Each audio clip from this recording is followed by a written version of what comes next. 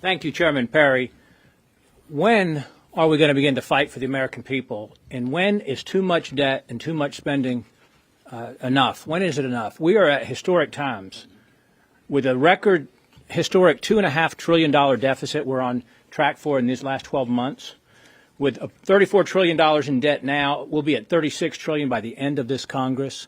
We've got historically high inflation that's crushing the American people, whether it's gas prices, grocery prices, utility prices, housing prices. We've got historically high interest rates, further exacerbating our debt situation. The American people are suffering. We are heading for a fiscal, financial, and economic collapse. And yet, even with a Republican majority in the House of Representatives, we have not shown a demonstrated desire to cut our spending, even with the Republican majority.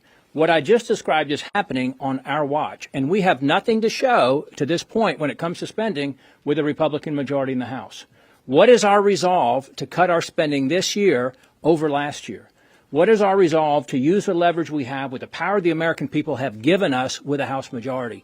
To the chairman's point just a moment ago, Scott Perry from Pennsylvania, the President, the Senate, and the House together agreed, apart from our support, we didn't support that because it was too much, but agreed to the FRA level, $1.59 trillion, cutting about $100 billion from the 1.7 omnibus bill that was signed a year ago.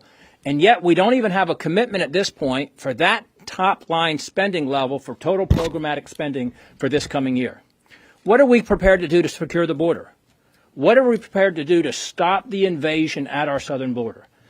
We should not be willing to fund a government that continues to bankrupt the American people and to flood our nation with hundreds of thousands of illegal aliens a day. We had some 10,000 yesterday.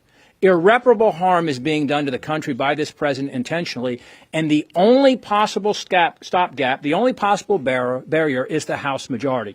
We're so thankful to have our Senate colleagues here, the conservative leaders of the Senate, here with us today to say enough is enough. We are determined to fight for the American people.